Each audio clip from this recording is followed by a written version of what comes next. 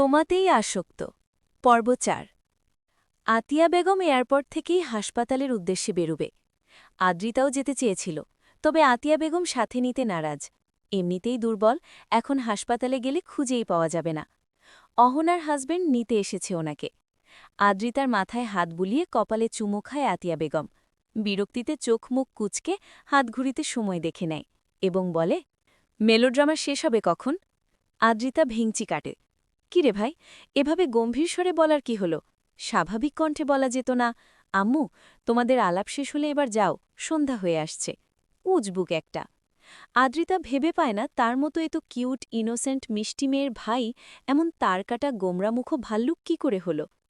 অবশ্য হবে নাই বা কেন, সে তো আপন ভাই না, খালাতো ভাই। আতিয়া বেগম আবরারের হাত ধরে বলে, ওকে দেখে শুনে নিয়ে যাস। আদ্রিতার সাথে সাথেই প্রতিবাদের সুরে বলে, মা আমাকে দেখে নিতে হবে না, আমি বড় হয়ে গিয়েছি, নিজেই দেখে শুনে যেতে পারব। চোখ রাঙায় আতিয়া বেগম, একটুও কেয়ার করে আদ্রিতা। আবরার ভ্রু বাঁকিয়ে এক পলক তাকায় এবং সাথে সাথেই দৃষ্টি সরিয়ে ফেলে। অতঃপর আতিয়া বেগম গাড়িতে উঠে বসে, শেষবার হুঁশিয়ার করে আদ্রিতাকে এবং আবরারকে। মুহূর্তেই শোঁ করে চলে গেল গাড়ি। গাল ফুলিয়ে সেদিকেই তাকিয়ে থাকে আদ্রিতা। রাস্তাঘাট বড্ড পরিষ্কার পরিচ্ছন্ন, কোনো জ্যাম নেই, নিরিবিলিতে গাড়ি চলাচল করছে। আদ্রিতা মনে মনে বলে, যতটা ভেবেছিলাম ততটাও উন্নতি করতে পারেনি দেশটা।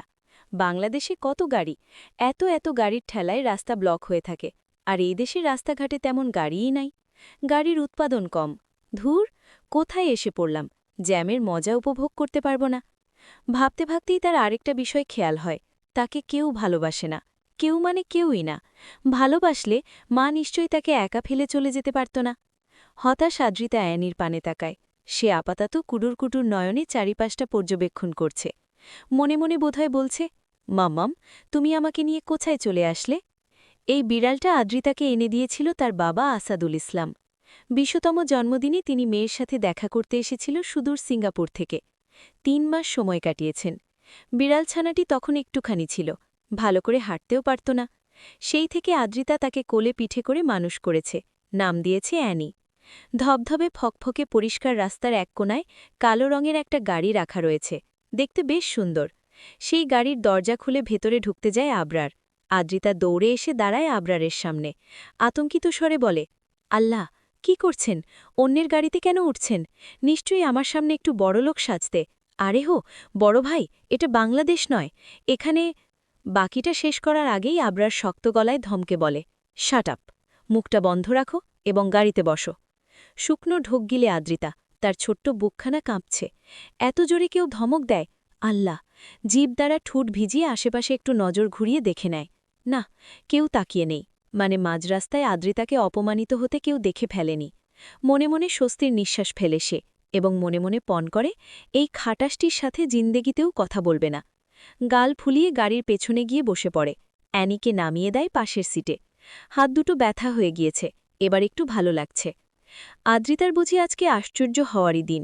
গাড়ি হতে নেমে হাঁ করে দেখছে চারিপাশটা। কি সুন্দর জায়গা, ছোট ছোট বাড়ি, তবে বেশ দূরে দূরে।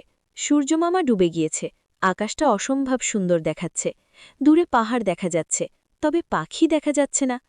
এদেশে কি পাখি নেই? এবার আদ্রিতার নজর পড়ে নিজের সামনের বাড়িটির পানে। কতলা বাড়ি এটা? একতলা? বাড়িতে কোনো গেট নেই, ফুলের বাগান নেই, শুধুমাত্র কয়েকটা সবজি গাছ দেখা যাচ্ছে। আবরার তাসনিন কোথায় গেল? বাড়িতে ঢুকে পড়েছে হয়তো, হবে হয়তো। আদ্রিতাও পা বাড়ায় ভেতরে ঢোকার উদ্দেশ্যে। তখনই দেখতে পায় দুটো মেয়ে আসছে। জিন্স এবং টি শার্ট পরেছে বোধহয় তারা। চুলগুলো ছোট ছোট এবং ব্রাউন কালার, ধবধবে ফর্সা তারা। আদ্রিতা হাঁ করে তাকিয়ে থাকে, মনে মনে মাশাল্লাহ ওড়ায়, এবং পরপরই হেসে হাত নাড়িয়ে হাই বলে। মেয়ে দুটো হাই বলে। যাক বাবা, এদেশের মানুষ তাহলে হাসতে জানে, আবরার তাসনিনের মতো নয়। আদ্রিতা মুচকি হেসে পা বাড়ায়। অ্যানিকে কোল থেকে নামিয়েছে বেশ অনেকক্ষণ আগেই। সে আপাতত আদ্রিতার পেছন পেছন হাঁটছে। দরজা খোলা। আদ্রিতা একটু উঁকিঝুঁকি মেরে ভেতরে পা রাখতেই এক মুঠো ফুলের পাপড়ি এসে পড়ে তার মাথায়। চমকে ওঠে সে। পরপরই উচ্চস্বরে কিছু ছেলে বলে ওঠে, ওয়েলকাম আবরার তাসনিনের বোন। হাসি ফুটে ওঠে আদ্রিতার ঠোঁটের কোণে। সবাইকে সালাম দেয়। এবারেও সকলে একসাথে সালাম ভেরায়। আবরার সিঙ্গেল সোফায় বসে পায়ের উপর পা তুলে ফোন ঘাঁটছে। সিয়াম হাঁ করে আদ্রিতাকে দেখছে। পিকচারের থেকেও বাস্তবে বেশি কিউট।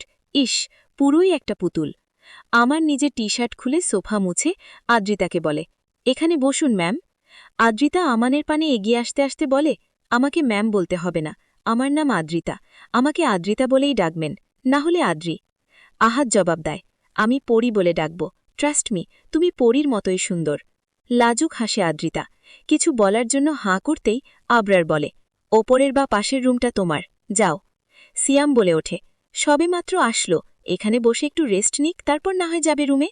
সিয়ামের কথায় সায় জানিয়ে আদ্রিতাও মাথা নাড়ে, কিন্তু আবরার ফের শক্ত গলায় বলে, যেতে বলেছি আমি। ধুর, মনে মনে আবরারের গোষ্ঠীর ষষ্ঠী পুজো করতে করতে নিজ কক্ষের পানে ছোটে আদ্রিতা। অ্যানি এদিক ওদিক ঘুরে বাসা দেখছে। ইভাব খপ করে ধরে কোলে তুলে বলে, আবরার, কি কিউট রে তোর বোন, সাথে ক্যাটটাও কিউট।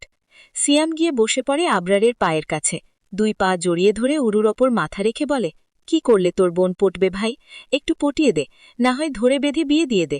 চোখ বন্ধ করে ফোঁস পড়ে শ্বাস টানে আবরার। গম্ভীর স্বরে বলে, সে আমার বোন নয়, বউ। চলবে। বড্ড অগোছালো।